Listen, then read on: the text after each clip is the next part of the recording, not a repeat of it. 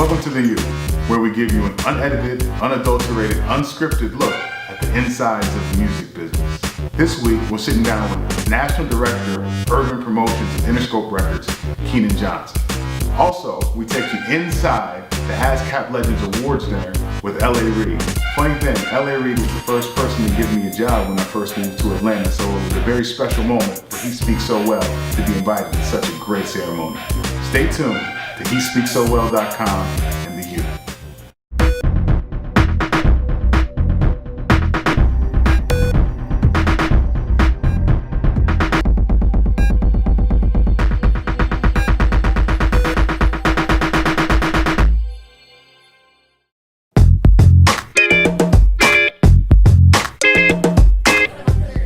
What's up? I'm your host, Kyra Ab, and right now I'm in Atlanta at the Mandarin Oriental Hotel where Usher will be honoring the one and the only L.A. Reid. Guys, I want you to stay tuned. I'm on the red carpet right now. It's going to be a star-studded event.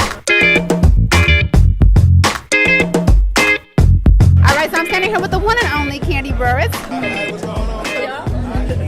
Everybody's walking past. It's okay. First and foremost, we're honoring L.A. Reid tonight. I know you've known L.A. for ages. Been in the industry such a long time, hits after hit. What is your most memorable moment with LA?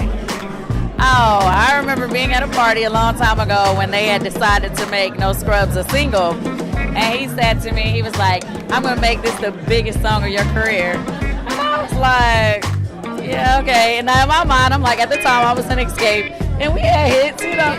So I'm thinking like, okay, what is he going to do?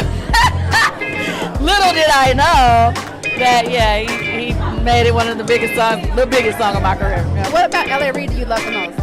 Well, first of all, as you can see, the thread's got to be on point. You know what I'm saying? I got to always represent Mr. L.A. Reid. Is first of all about style. He's about class, and he's definitely about hit records. I was blessed enough to be a part of his publishing company when I came in the game in 2004. My first record out was Yeah for Usher. Goodies for Sierra. Massive record, massive. Yeah, Goodies for Sierra. I mean, I've just been really, really blessed. I've had a numerous amount of hits, and L.A. Reid has so much to do with my career, my existence, so much to do with Atlanta, so much to do with our lifestyle, our culture. Can you tell me your most memorable moment with L.A.? My most memorable moment will be when he signed me. Yeah, it changed my life. What was that like for you? Like, what was the encounter? What happened? I mean, I was on, you know what I mean? My stepfather and my mom, we decided to move to Atlanta, Georgia. And what I found was greater than just a hit record. It's a mogul. A man who was able to motivate people around him. Everybody, as I look in this room and see, you know, artists who became mentors, and producers who became businessmen and entrepreneurs, you know, TV personalities that came from artists, or artists who became TV personalities, producers who found their way past something that was greater than just a hit record, but also a movement, and then created their artists of their own. He was the gift that kept giving for everybody.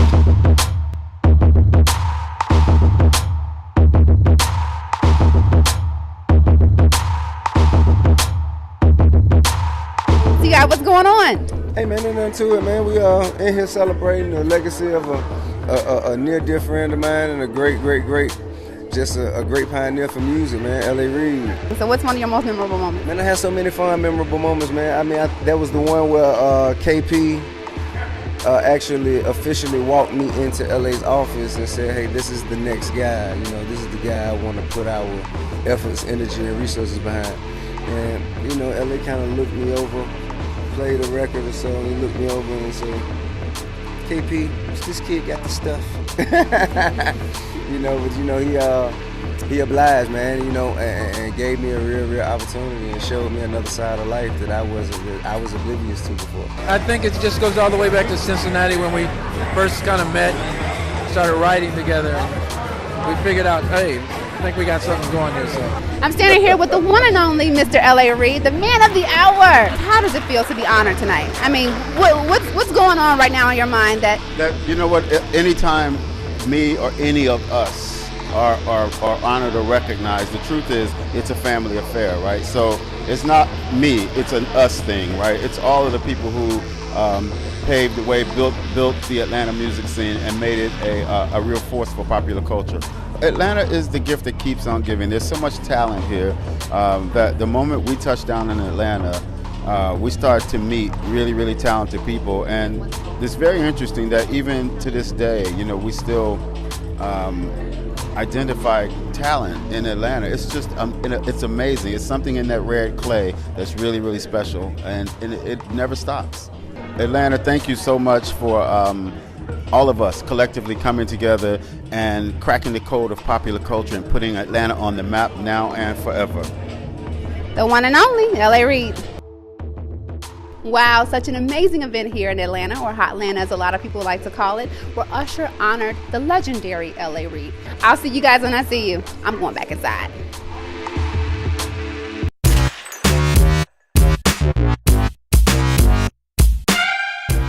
Welcome to the U. I'm sitting here with Keenan Johnson, National Director of Urban Promotions for Interscope Records and CAU alum. Yes, sir. Appreciate Proud. you from coming out and sitting with the U. Yes, sir. We talked a little bit about From Clark, Priority Records, MCA, and now Interscope. How did you get into the promotions game of music? What interested you into that? Man, well, my first interest in it started as a shorty. So my dad is actually in the music business. He's been in the music business since his early 20s.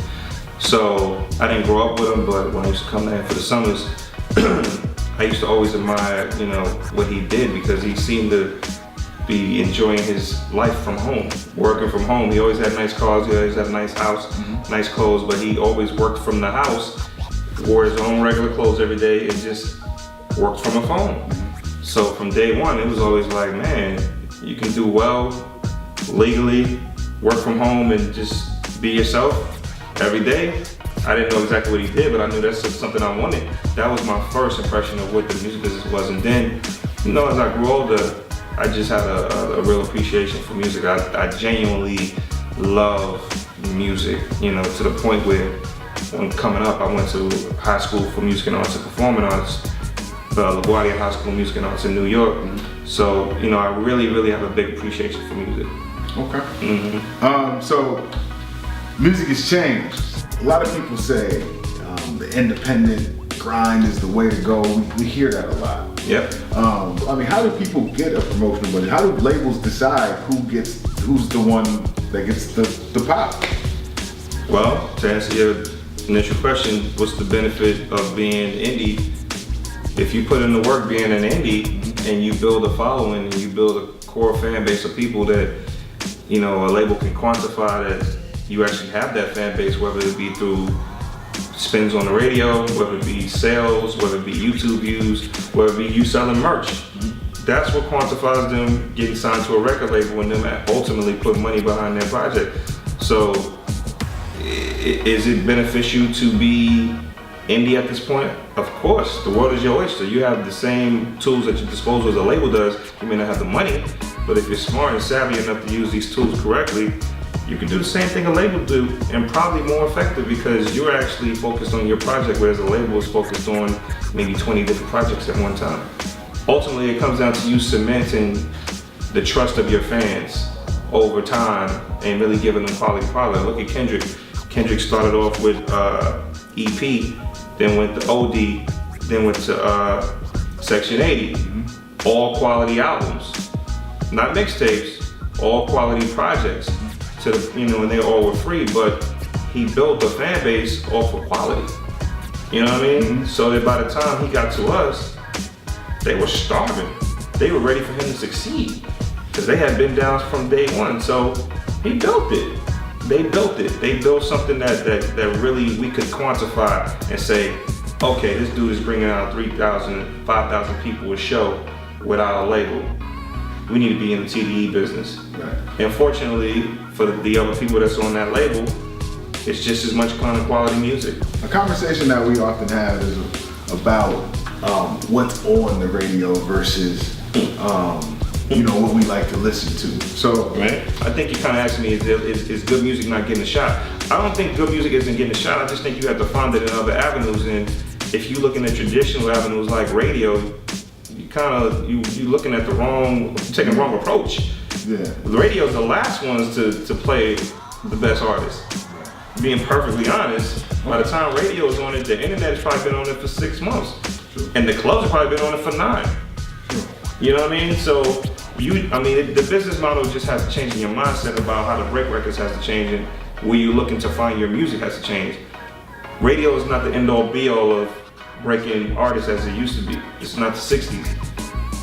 The Wild Wild West, where artists are being broke, is the internet. The radio is not, you can have a #1 record and not be selling any records because it's not necessarily connecting on multiple platforms, or it's not resonating with that fan base that likes that record. They may want to hear it on the air, but it may not resonate enough with them to want to actually purchase it though. What advice do you give to somebody who says, hey, I'm really trying to get on other than work? What would you say? Other than work? That's what it is. There's no other than work. Like, if you're really passionate about being an artist, make good music and put in the fucking work. Like, this whole idea of this shit happens overnight, it's not real. It's a farce. Because you see all these cats. Let me just give you an example. How many artists have you seen come out of Atlanta, for instance, with these huge club records that get on the radio at these local radio stations? That one record, it bolts up like a comet, and then it fizzles out, and then you never hear from them again. Why? But why do you never hear from them again?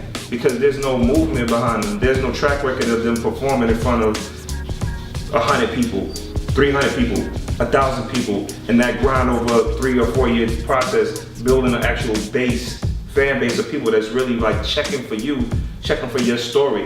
And I'm not talking about even like what kind of genre of music you're doing. I'm talking about just checking for you and what your experience is that you're delivering on a record. So because there's no fan base there and the work hasn't been put in, when you don't have that hit, they go away.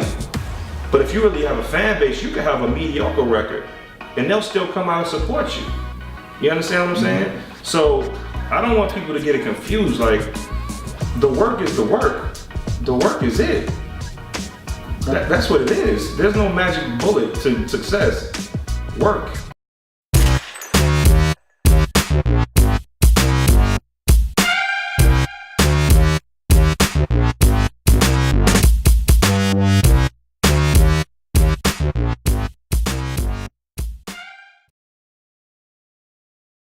We Need to Talk, professional women discussing topics ranging from career advancement down to sex and relationships. Finally, a look into the minds of women that we can all be proud of. Be sure to watch We Need to Talk on HeSpeaksSoWell.com.